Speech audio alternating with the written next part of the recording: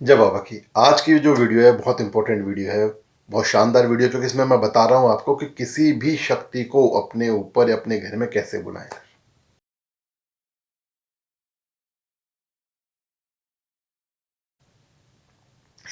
किसी भी शक्ति को सिद्ध कैसे करें, क्योंकि अगर वो सिद्ध होगी तो आपके घर में आ जाएगी, आपके ऊपर आएगी, ज़रूर आएगी, आपकी बात मानेगी, आप जो कहेंगे उसको पूरा किया जाएगा। तो किसी भी शक्ति को सिद्ध कैसे करें, किसी भी शक्ति को अपने घर पे कैसे बुलाएं, अपने ऊपर कैसे बुलाएं, ये आज की वीडियो है। और मैं इसमें बहुत ही आसान तरीका आपको बताने वाला हूँ। मुझे नहीं लगता शायद ये तरीका आज तक किसी ने बताया होगा, क्योंकि आसान चीज़ कोई नहीं बताना चाहता। और उसका एक रीज़न भी है, उसका एक बहुत बड़ा कारण है कि जब हम कोई आसान चीज़ बताते हैं ना, तो सामने वाला सोचता है कि यार ऐसा भी हो सकता है, इतना आसान होता तो सब कर लेते। हकीकत ये है कि तरीका बहुत आसान होता है, जितना दिखता है उतना होता भी नहीं है। क्यों? क्योंकि हम लोग धैर्यवान नहीं हैं, हम में धैर्य बिल्कुल भी नहीं है। हम आज की डेट में जीने वाले लोग हैं। हम ये सोचते हैं कि हमने बस आज कहा और आज ही मंत्र सिद्ध हो जाए, आज ही सिद्धि सिद्ध हो जाए, जो कि पॉसिबल नहीं है। ठीक है? फिर भी मैं आपको एक बहुत आसान तरीका बता रहा हूँ जिससे आप सिद्धि सिद्ध कर सकते हैं, आप शक्ति को बुला सकते हैं, अपने मन मर्जी काम करवा सकते हैं। तो एक ही काम करना है, सबसे पहला काम आपको क्या करना है, वो करना है इस चैनल को सब्सक्राइब करना है और शेयर करना है।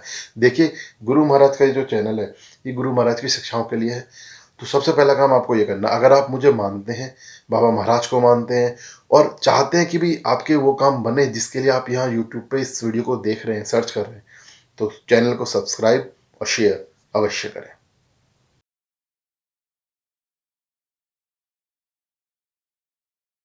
जय जय गुरु गोरखनाथ, जय हो धाम हर की जय, बागड़ की सरकार तेरी सदा है जय हो। तो स्वागत करता हूँ चेला गोरख का यूट्यूब चैनल। शेयर सब्सक्राइब जरूर करें, प्यार सपोर्ट बनाए रखें।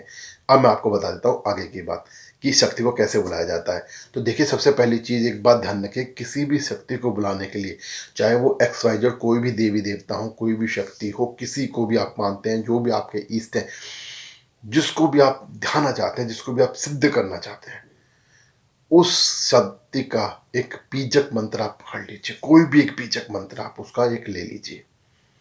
ठीक है? कोई भी एक बीजक मंत्र ले लीजिए। जैसे कि सपोज मैं मानता हूँ कि मैं मुझे बाबा गुरु गोरखनाथ जी महाराज की सिद्धि करनी है, उनकी शक्ति को मुझे सिद्ध करना है, तो मैं उनका कोई भी एक मंत्र ले लेता हूँ। मैं कह रहा हूँ कुछ भी नहीं मिला मुझे, कोई मंत्र मुझे नहीं मिला, कोई मंत्र मुझे नहीं आया, तो मैं ओम श्री गोरक्षनाथाय नमो नमः, बिल्कुल सिंपल सा नाम है उनका, उसको नमः कर रहा हूँ मैं, उसी को पकड़ लिया मैंने। ओम श्री गोरक्षनाथाय नमो नमः, सपोज यही पकड़ लिया मैंने। अब क्या करूँगा मैं, पहला कार्य आपको क्या करना है, पहला कार्य आपको ये करना है कि अपने तन मन को शुद्ध रखना। जब भी आप पूजा करें, तन मन को शुद्ध मतलब आपको स्नान आदि करना है, आपके विचार शुद्ध होने चाहिए और आपको मन करके आपको पूजा शुरू करनी है।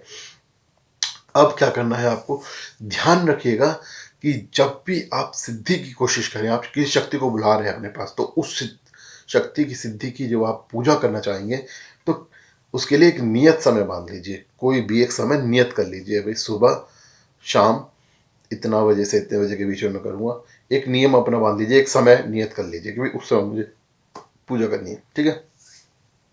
अब उस समय में, पर्टिकुलर समय जो आपने बांधा है, उस पर्टिकुलर समय में आप जो बीजक मंत्र आपको मिला था या जो मंत्र आपने बनाया है, उस मंत्र को लेके आप उनका जाप करना शुरू कीजिए, उस शक्ति का आह्वान करना शुरू कीजिए, जाप करना शुरू कीजिए। देखिए, मैं आपको बताऊं, उससे क्या होगा कि आपके आस पड़ोस जब आप उस मंत्र को लगातार पढ़ेंगे, उसका जाप करेंगे, आप एक नियत समय पे प्रतिदिन उसका जाप करेंगे, तो उससे क्या होगा कि विद इन मंथ, यानी कि 1 महीने के अंदर ना, पहला जो हमारा पड़ाव होता है वो सवा महीने का होता है। सवा महीने के अंदर आप जब आप करेंगे, तो उस एक सवा महीने के अंदर तो आपके चारों तरफ एक गोला, एक शक्ति का ऑरा बन जाएगा, एक चीज़ बन जाएगी, जिससे आपके अंदर कुछ एनर्जी महसूस होगी, आपके अंदर अनुभव महसूस होने शुरू हो जाते हैं, आपको कुछ नई नई चीज़ें पता चलनी शुरू हो जाती है। केवल सवा महीने पर क्या करना है, नियत समय पर क्या करना है, नियत एक समय आपको फाइनल करना है, उस समय पर ही आपको वो सारी चीज़ें करनी है।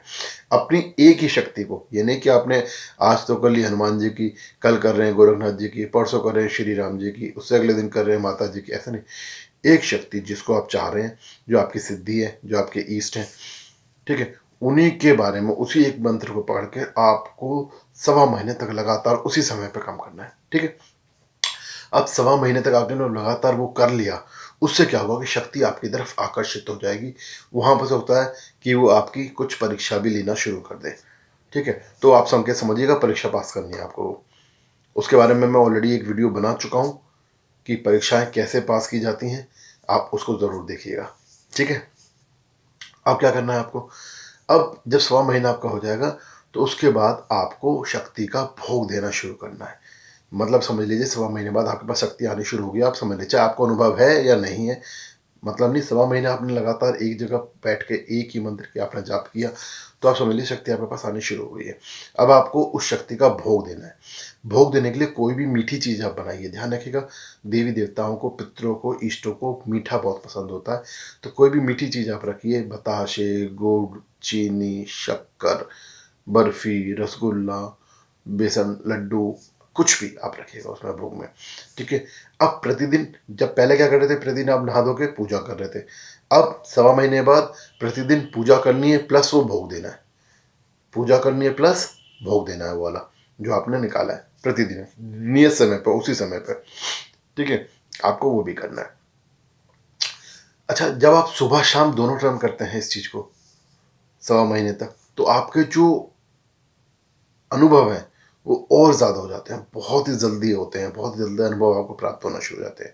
सवा महीने से पहले आपको अनुभव प्राप्त होना शुरू हो जाते हैं, आपकी स्थिति आपके पास आनी शुरू हो जाती है। ठीक है, तो in that case, both cases में, चाहे आप सुबह में कर रहे हैं चाहे सुबह शाम दोनों कर रहे हैं, आपको सवा महीने तक अपना जप करना है। उसके बाद आपको भोग देना शुरू करना है। भोग आप दो तरीके से दे सकते हैं।